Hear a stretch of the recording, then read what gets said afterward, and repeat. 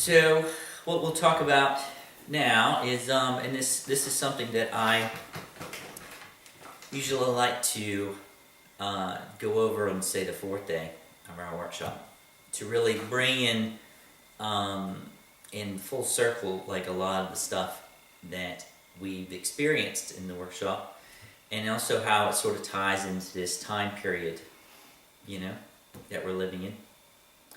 And sort of the time of change, or the time of, what a lot of people, of course, have looked at this time period as the main focus of 2012.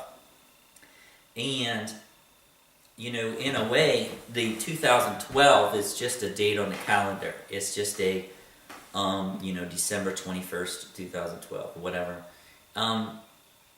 It's just a date on the calendar. It's just like there's many dates of other calendars.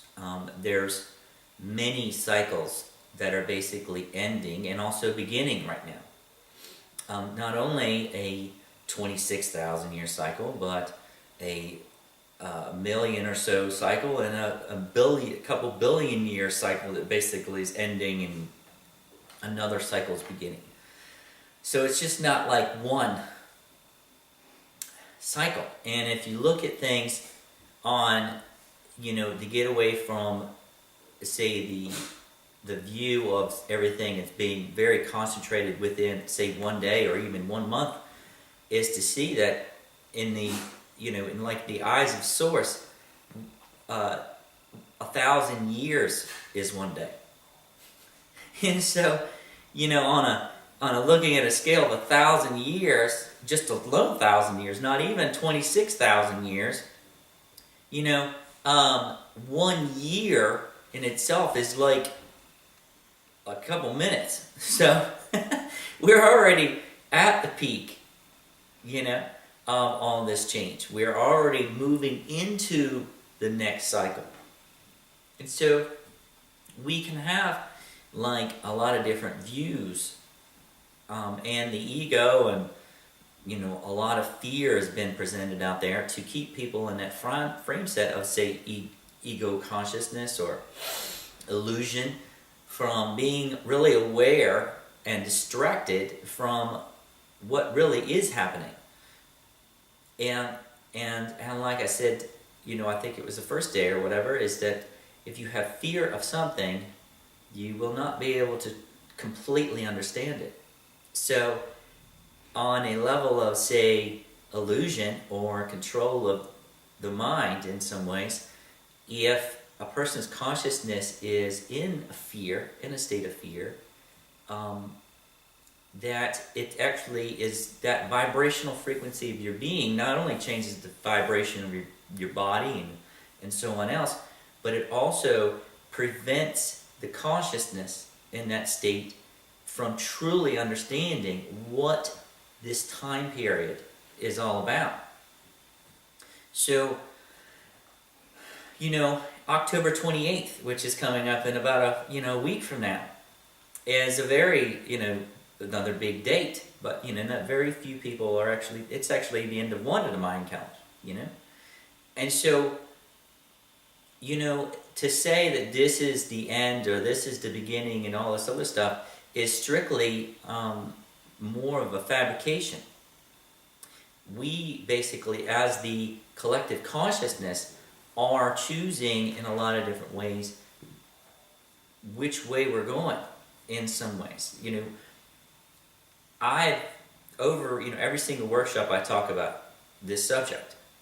And over the last couple of years, my understanding of this, and also how it's all developing, has changed courses several times. And so it's not like somebody can say this is exactly what's going to happen, because there's so much still up in the air yet. So much so that it's up to the collective consciousness of the people for what we do, that basically determines which route we're going to take, continue to evolve into different levels, into integrating things. So let's just look at things, first of all, from a scientific view. Scientists on Earth and so on have looked at saying, yes, this is approximately a 26,000 year cycle that we're coming. A planetary alignment is happening with the planets aligning with the center of the Milky Way galaxy. Just looking at the planetary alignment alone and, say, energy flow. When we just imagine that our physical bodies are planets, okay, and we're spread out around the room. And at that time, we're not really a combined circuit. But when we line up and we put our hands on each other's shoulders, we basically become more of a circuit of energy, just to flow through more easily than if we were all separated. And that's pretty much what the planetary alignment essentially does. It brings down the energies down through the planets. All the planets within the universe and galaxy and so on are all going through heightened ascension, moving into another level of frequency, basically. So, as you could also view the planets in themselves as like the chakra system of the physical body. 12 chakras. Each chakra basically is a combined consciousness, just like each planet as far as that goes. And as the energy comes down through the higher chakras, it's a higher frequency, which gets denser and denser and denser as it comes on down into the physical body. So looking at the planets in the same way is the energies are actually distributed and filtered to by the time that it gets down to us, basically it'll be able to be integrated in harmony and balance to the best of clearing out the vase. So what is clearing out the vase or the vehicle of the physical body of all the lower frequency energies, fears, and so on? We're doing that in a physical level, but we're also doing it on a collective level within the collective grids. So the cleansing of the patterns of programming regarding separation, that we are separate from one another, the fears, the judgments, everything else is basically what's really clearing out right now, not only individually but collectively. That allows the higher frequency to descend into the physical, which expands our current awake consciousness. So, looking at things again from a scientific view, that a lot of scientists know that the Earth magnetic grids have been weakening. We look at the moon in itself. The moon is what, with the magnetic pull, is what creates the tides in the oceans. So, if the magnetic pull is changed, then, consciousness is tied to magnetic pull. Our chakra system, our chakras are basically magnetic vortexes of energy. They're spinning in one direction or another, and have actual vortex, a magnetic pull. And so not only our chakras, but our whole energetic system. And then looking out on a broader level, so does the Earth in itself has magnetic pull. That's what creates different levels of that. And the magnetic, say, shields, or however you wish to view them on the Earth, regarding this alignment with the planets, have weakened the magnetic energy of the Earth. So, in previous cycles, this has been a time period of a polar shift, where basically the North and South poles shift. And at those times, in previous times, basically that has been tied to the collective consciousness of the people on the planet. And if you really look at everything within our being is some type of polarity, left, right hemispheres of the brain. And so when that pole shift has happened in previous cycles, in some ways it actually might have wiped out the memory bank for that particular cycle. This time, however, which is different, and a lot of people have already really sensed that and talked about that, is that there won't be a complete pole shift. There has been movement of the poles, and there might be more shifting and movement of energy regarding different things, but so far it is that regarding all the information I've received and some others have received, is that, and how I look at it now, because it's different than it was even 6 months ago, is that the magnetic grids in themselves are being replaced with crystalline grids. This has to do with the 144,000 crystalline grid, it's been called, or let's say the new Earth grid, or whatever else. And so the crystalline grid is replacing the magnetic grids that have existed on Earth, which is stabilizing in a process, basically. Not only the Earth's magnetic energies as all evolves, but also the collective consciousness as the people that as all evolves. And the crystalline grids are replacing the magnetic grids.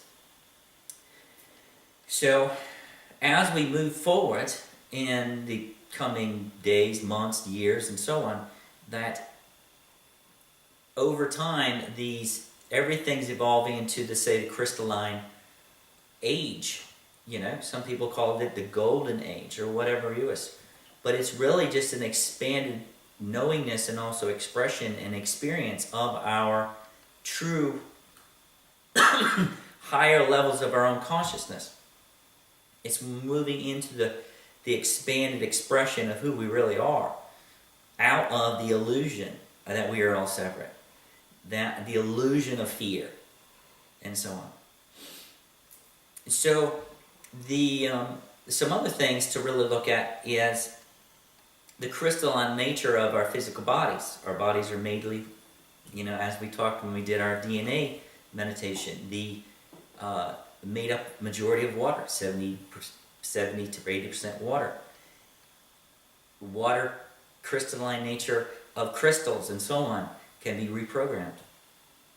And so as another scientific, reference, the vibrational frequency of the Earth has been rising very frequently, fast, or rising within the last 10 years especially, up in hertz, which is approximately about 9 or 10 right now, and within the next year or so, whatever, it'll be eventually around 13. This is again just discussing what the scientists have already talked about. This is not me basically discussing. I'm only repeating what some of the scientists on Earth already know. So we look at what the scientists do know in reference to what we've talked about regarding frequency and how frequency of the body stays aligned with itself and also its crystalline nature. Consciousness directly influences the frequency of the physical body. By integrating the higher levels of our own consciousness in the body, it changes the physical frequency. So as the Earth changes in frequency, and we release and integrate our higher frequency, basically we're moving in the same frequency with the Earth as the Earth ascends into a higher level of frequency. We are taking more on the crystalline nature of our expanded expression of our physical bodies. And the main thing is that all of this is already happening right now. The crystalline grid is already in place. It's expanding. It's replacing the magnetic grids as we speak. And all is being integrated on Earth through the people, through their willingness to integrate the higher frequencies. It's not a matter of, the question has always been out there, the choice between fear and love. The choice is not a matter of saying to somebody outside of yourself, okay, I wish to be one with this or that or whatever name you wish to use. or I'm somebody, please come down here and help me, kind of deal. The choice comes from your actual living actions. Through your living actions, you actually change the frequency of consciousness that runs through you, which changes the frequency of the molecular structure of your body. It changes the geometric shape that your presence within the grids basically gives off. So it's not a matter of anybody doing it for, say, one person. It's not something we can really do for someone else either. We can love them and be supportive and provide assistance if they're open basically to receive it. But the main thing is through us taking care of ourselves, we assist all. Sort of like the statement that I use is, through our own integration of love, or through our own integration of love, we assist all, or through our own expansion of love, we assist all. We do that because we're actually integrating that higher frequency, which assists all in moving forward. The more higher frequency energy that the people are grounding on Earth, it assists the rest of the collective in moving on into their own realization, releasing more fear and so on, because it actually takes the weight of that fear that was so heavy before, and it's counterbalancing that to where it's actually lighter now. That's the reason why within the last year, so many people around the world are standing up for their own rights, or say they see the control that's been in place, and they see now built above the veil of their own illusion. That's because the amount of frequency and love that's been grounded on Earth through the people have counterbalanced that weight that's weighed on the consciousness and kept everybody, say, in the sleeping state. And so the words of many people are using is awakening. It's a great awakening. And so looking at things from a frequency standpoint, what is awakening? It's all a matter of just seeing above another level of expanded view of your own consciousness. Seeing above the clouds of your own space. That what already exists, all this stuff already exists. It's a matter of just we are awakening from a deep sleep to what really is real. So the best way to evaluate all this is to see also that there has been a control necessarily in place to keep the people's consciousness in a certain state. And there's a lot of fear regarding, and also denial, that there is a control system existing on Earth. But really look at this. Look at it from this standpoint. And instead of saying from this way, let's go from this way. If we were all in a conscious state of pure bliss right now, which the level of our being basically is. Okay? There's many levels and higher bliss. So, if we were all in a bliss state right now, how long would it take you to learn something? It would take even longer to learn. To learn, to expand your even consciousness from one space of realization to the next. So we actually put ourselves here, into this space, into this time, to assist ourselves in accelerated expansion. Expansion of being able to move through the levels of our consciousness at a faster rate, through that willingness to release all these illusions and separation, being unaware of our own everlasting existence, beyond this body. Through that experience, accelerates our consciousness to expand and learn more about itself.